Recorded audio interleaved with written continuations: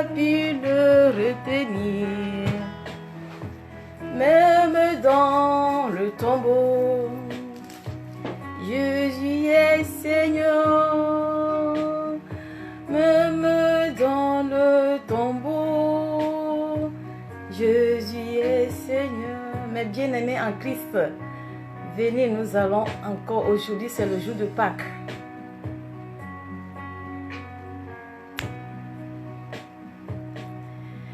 Et mon esprit glorifie ton nom, car la mort n'a pas pu le retenir. Même dans le tombeau, Jésus est Seigneur. Même dans le tombeau, Jésus est Seigneur. Mon âme bénit l'Éternel. Je suis très émue ce matin. Et mon esprit glorifie son nom, car la mort n'a pas pu le retenir. Même dans le tombeau, Jésus est Seigneur. Même dans le tombeau, Jésus est Seigneur. Alléluia. Même dans le tombeau, il est le Seigneur des Seigneurs. En dehors de lui, il n'y a plus d'autres seigneurs. Bonjour mes bien-aimés en Christ. Je vous salue tous dans la grâce et l'amour de Jésus-Christ, le Nazaréen. Je suis très émue ce matin de venir en face de vous. Nous allons parler de ce que c'est que la Pâque. Mais moi, j'ai déjà un pressentiment. Parce que la joie qui m'a animé que Jésus-Christ est ressuscité du tombeau m'a fait croire que tout ce que nous sommes en train de traverser, toutes les difficultés, toutes les amertumes, la pandémie, le coronavirus, tout le monde a peur. Je sais que la mort a pris cette maladie. Et Jésus-Christ est rentré dans le tombeau avec cette maladie et il est ressuscité avec la guérison pour tout et chacun de nous. Pour tout et chacun de nous, dans le nom de Jésus-Christ de Nazareth. Ce matin, nous allons tout de suite rentrer dans les Écritures et nous allons parler qu'est-ce que c'est que la Pâque. Nous le savons, mais des fois, il y a encore les choses un peu cachées que nous allons encore savoir de plus. Qu'est-ce que c'est que la Pâque? Rentrons dans les Écritures, prenons nos Bibles et rentrons dans les Écritures. Prenons Matthieu 26, verset 18 jusqu'à 29. Et Jean 11, verset 55 jusqu'à 57. Colossiens 2, verset 14 jusqu'à 16. Alléluia. Merci. Qu'est-ce que c'est que la Pâque? Nous disons la Pâque, la Pâque. La Pâque, qu'est-ce que c'est? La Pâque, c'est la mort et la résurrection du Christ. Cette mort et la résurrection du Christ, c'est ça qui a donné naissance à l'évangile. L'évangile que toi et moi nous sommes en train de faire. L'évangile que toi et moi nous sommes en train d'écouter. C'est la naissance du christianisme. Sans la résurrection du Christ, il n'y a pas le christianisme. Donc, il y a deux façons de Pâques. C'est quelle Pâque que nous pouvons fêter, quelle Pâque que nous ne pouvons pas fêter, quelle Pâque qui est la véritable, qui est en valeur et quelle Pâque qui n'est pas en valeur. Tout de suite, nous allons rentrer dans les Écritures, dans Nombre 9 jusqu'à verset 14. Quand vous allez lire dans Nombre 9, on n'a pas assez de temps, jusqu'à 14, vous allez comprendre l'ancienne Pâque dans l'Ancien Testament. Donc, il y a la Pâque avec S et il y a la Pâque sans S. La Pâque sans S, qu'est-ce que ça veut dire? La Pâque sans S, c'est la sortie des Israélites de l'Égypte jusqu'à Canaan, à la conquête de Canaan, en passant par le désert, par le sacrifice de l'agneau. Ça dit que quoi? C'est la libération des Israélites. C'est le fait de l'indépendance des Israélites. Quand ils sont sortis après les 430 ans Donc Dieu a délégué Moïse pour la libération des peuples israélites depuis Canaan depuis l'Égypte jusqu'à Canaan, en faisant sacrifice de l'agneau. Donc il a brisé le joug de l'esclavage de l'humain. Et qu'est-ce que Dieu les a instaurés? Dieu les a instaurés quand vous allez sortir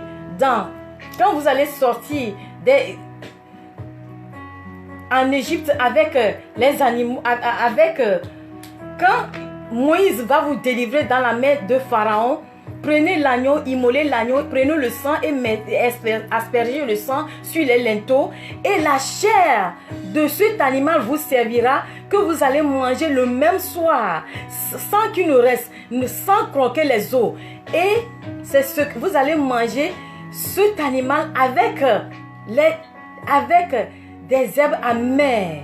Et ces herbes amères, quand nous allons rentrer dans la nouvelle Pâque, je vais vous faire comprendre l'amertume de cette herbe amère. Rentrons dans les Écritures. Je lis au nom puissant de Jésus-Christ. Lisons d'abord l'Écriture et puis nous allons continuer. Lisons Jean 11, verset 55. Je lis au nom de Jésus-Christ de Nazareth. La Pâque des Juifs était proche et beaucoup de gens... Je diminue un peu. La Pâque des Juifs était proche, je lis au nom de Jésus. Et beaucoup de gens du pays montaient à Jérusalem avant la Pâque pour se purifier.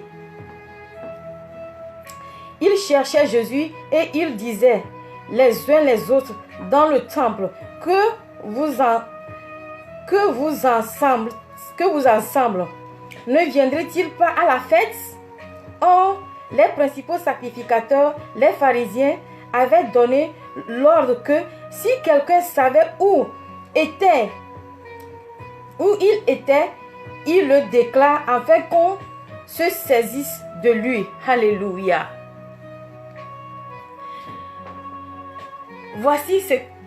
Voici la nouvelle Pâque. Donc l'ancienne Pâque, c'est la libération des Israélites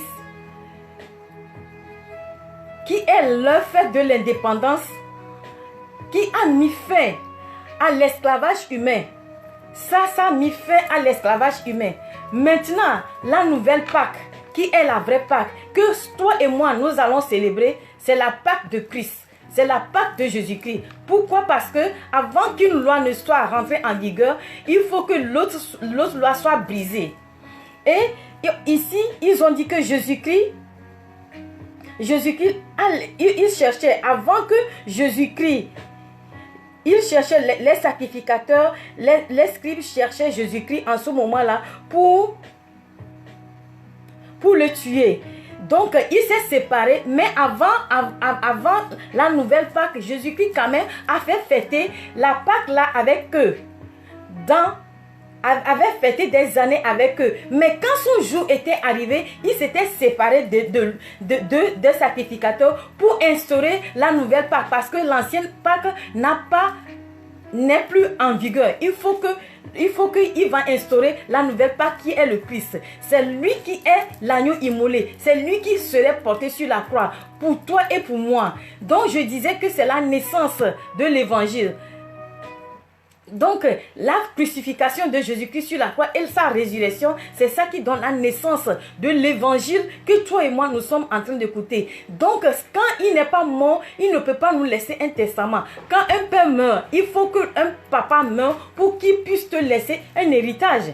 Voici ce que Jésus-Christ a fait. Il s'est porté volontiers et il a pris la croix. Il est porté sur il s'est porté volontiers en allant sur la croix, en le crucifiant, en portant nos fardeaux sur la tête. Donc Jésus-Christ a pris nos péchés.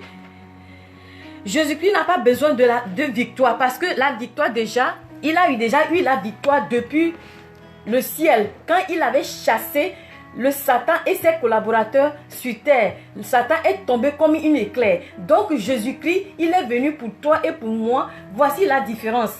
eux, dans l'Ancien Testament, quand vous allez lire dans Nombre 9, verset 1 jusqu'à 14, ils sont sortis par le sacrifice de l'humain, ils aspergeaient le sang sur les linteaux, mangeaient la chair avec les herbes amères. Maintenant,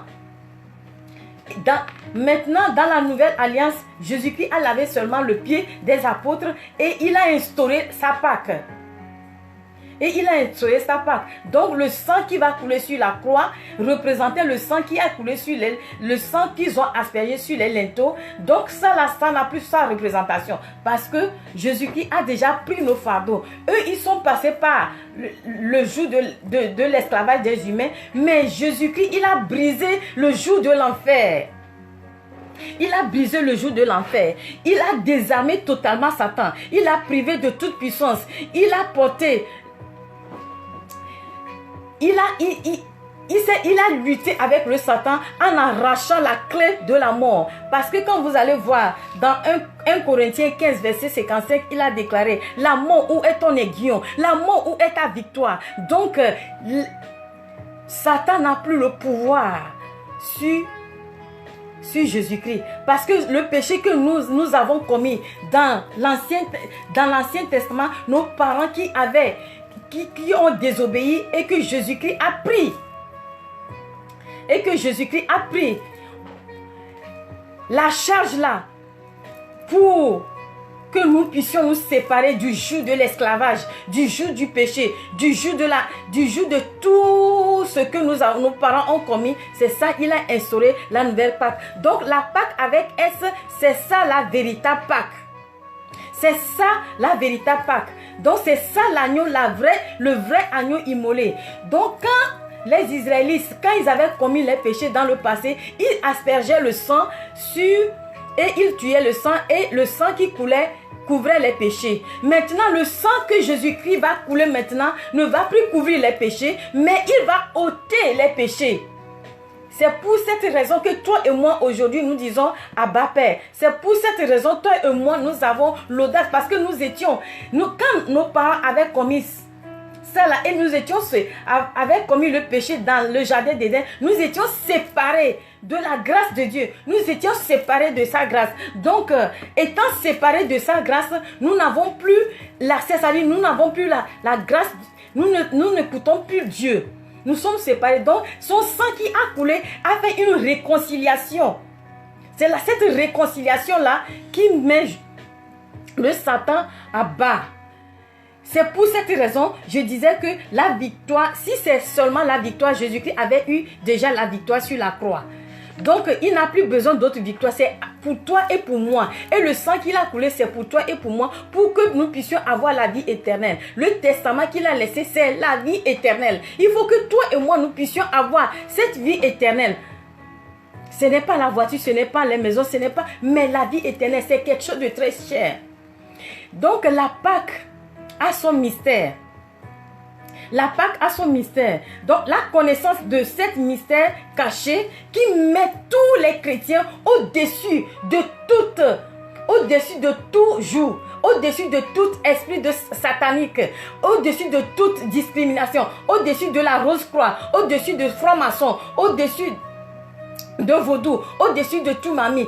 Donc, quelqu'un qui croit en Jésus et qui croit en Jésus, qui a serré la croix de Jésus, ça dit que le croire, avoir la foi en Jésus-Christ, alléluia, je vous salue.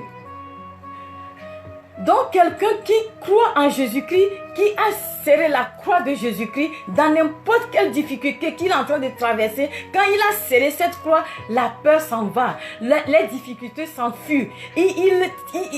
Ce qui est en lui maintenant, c'est le Christ qui est en lui maintenant, c'est le Christ maintenant qui parle en sa faveur. Si nous allons regarder, nous allons jeter un coup d'œil dans Colossiens 2, verset 14. Lisons au nom de Jésus. Lisons au nom de Jésus-Christ de Nazareth. Lisons. Je lis. Il a effacé l'acte dont les ordonnances nous condamnaient et qui subsistait contre nous. Il les a détruits en clouant d'elle par la croix. Il a dépouillé les autorités et les dominations. Il les a livrés publiquement en spectacle en triomphant d'elle par la croix. Parce que Jésus-Christ, quand il est parti sur la croix, quand il est parti, quand il est mort, il est rentré dans le séjour des morts. C'était un mystère. Il est rentré dans le séjour des morts. Il a arraché la clé de l'abîme. Les anges et les archanges étaient témoins. Le soleil l'a vu. Le soleil a pris la fuite. La lune l'a vu. La lune a pris la fuite. Les ténèbres l'ont vu. Les ténèbres ne l'ont pas supporté. La terre a tremblé.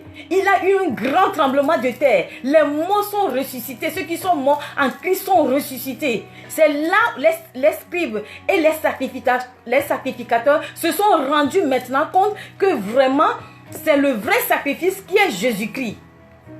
Donc, Jésus-Christ a désarmé tout esprit de négativité. Et il est mort sur la croix pour toi et pour moi. Le sang qu'il a versé, c'est le sang là qui va nous justifier devant Jésus-Christ, devant l'Éternel. C'est le sang là est pour toi. Mais le sang n'est pas pour tout le monde. Le sang là est versé pour tout le monde, mais ce n'est pas pour tout le monde. Pourquoi? Parce que si tu ne l'as pas accepté, ce n'est pas pour toi. Quand tu l'auras accepté, ça devient pour toi. Ça devient pour toi dans la mesure où tu l'as accepté. Si nous allons référer dans Romains 8, verset 30, il a dit, ceux qui sont appelés selon son dessein, il a appelé certains selon son dessein. Il a justifié certains. Il a glorifié certains. Donc, il faut que tu l'acceptes.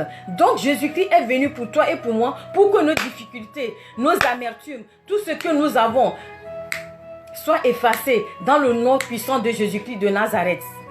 Les temps sont proches.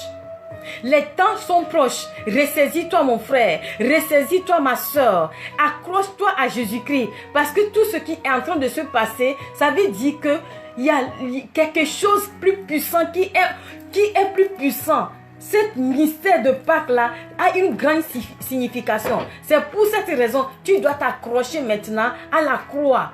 Quand tu t'accroches à la croix, l'esprit qui est en toi parle à ta faveur. Parce que ce qui est en train de se passer, les colons là sont en train de nous persécuter, de nous injecter des vaccins que nous ne voulons pas, mais ils nous donnent les vaccins avec des grands prix, plus de l'argent. Pourquoi? C'est le ça donne une signification. Quand vous rentrez dans l'Apocalypse a déjà parlé de ça. Si vous voyez ce qui est en train de passer, même en Afrique, cette histoire de coronavirus, on nous interdit de sortir, on nous dit de nous fermer dans les maisons, les gens qui sortent et que les policiers les frappent. Moi, ça me donne une idée. Moi, ça me donne ça.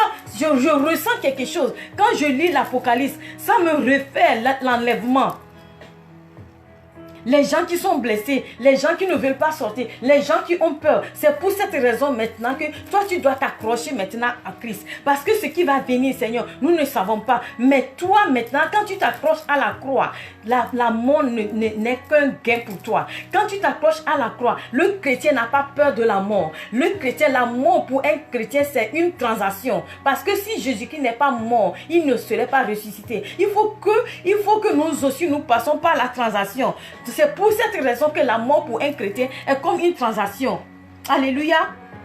Donc, ce que nous sommes en train de vivre maintenant, franchement parlant, mes frères et sœurs, ressaisissons-nous. Ressaisissons-nous. Si tu es dans un début, tu es dans une vie de début, ressaisis-toi, sors dans cette vie.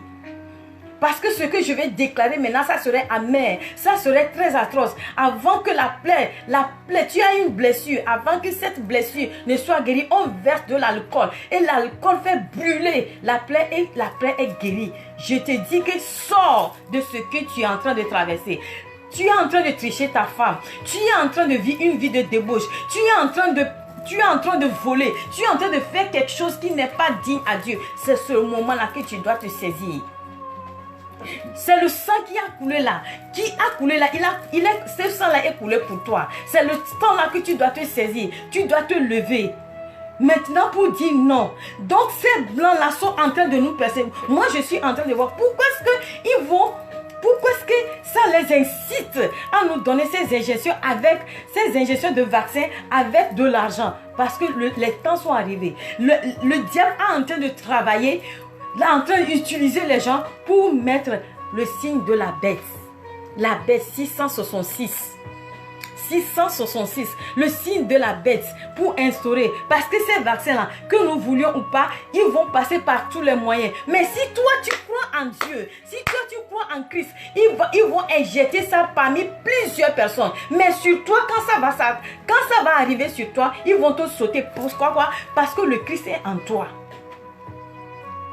Ils vont dire, oui, si vous voulez voyager, voici vos carnets. S'il n'y a pas le signe de Covid-19, tu ne voyageras pas. Tu ne feras pas ça. Mais moi, je te déclare ce matin, au nom puissant de Jésus-Christ de Nazareth, si tu crois en Jésus, l'Esprit Saint qui te justifie, quand tu vas se référer dans Romains 8, verset 16, l'Esprit même témoigne à ton esprit que tu es enfant de Dieu. Étant enfant de Dieu, quand ils vont t'imposer ce vaccin, je te jure que les milliers de personnes vont s'arrêter, mais ils vont sauter sur toi. Le signe de la bête, toi, tu ne le prendras pas. Parce que c'est la vie éternelle qui t'attend. C'est le testament qu'il a laissé qui t'attend. Alléluia. Est-ce que je fais comprendre à quelqu'un? Oui, je vous salue. Je vous salue. Alléluia. Donc c'est le signe de la bête là, tu ne prendras pas parce que ce qui est en toi est plus grand que ce qui est en eux. Ils vont te persécuter, ils vont passer par tous les moyens. Mais le signe de la bête là, tu ne le prendras pas. Alléluia. Donc je prie maintenant ce matin, au nom puissant de Jésus-Christ de Nazareth.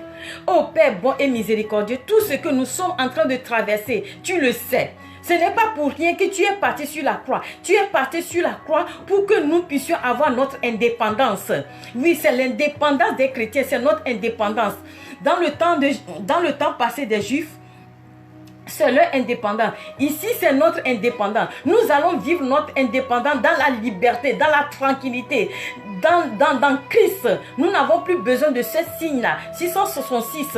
Tout esprit de 666 qui va conduire quelqu'un que quelqu'un va recevoir ça, soit brisé maintenant au nom puissant de Jésus-Christ de Nazareth. L'esprit 3 fois 3, fire au nom de Jésus-Christ de Nazareth. L'esprit 14 fois 3, fire au nom de Jésus-Christ de Nazareth. Tout embargo spirituel venant de n'importe quelle situation, au nom de Jésus-Christ de Nazareth, que Jésus-Christ le cloue, comme il a arraché la clé de l'abîme, il a brisé le voile, il a brisé le joug de l'enfer, il a arraché la clé de la mort. C'est ainsi que toute cette parole-là que tu vas recevoir dans toi va faire rejeter tout ce qui est esprit de négativité au nom puissant de Jésus-Christ de Nazareth.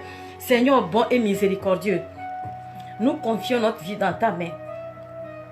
Ce que nous sommes en train de vivre maintenant, Seigneur, étends ta main sur nous. Étends ta main sur nous, protège-nous.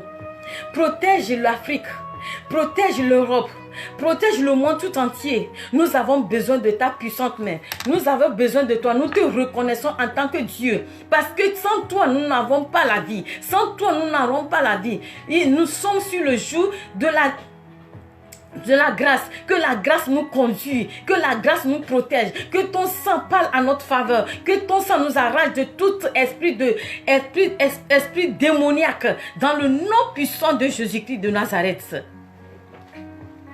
La Pâque a son mystère, que la résurrection, Jésus-Christ est mort. Il est mort avec cette maladie de coronavirus au nom de Jésus-Christ de Nazareth. Il est ressuscité. Il est ressuscité avec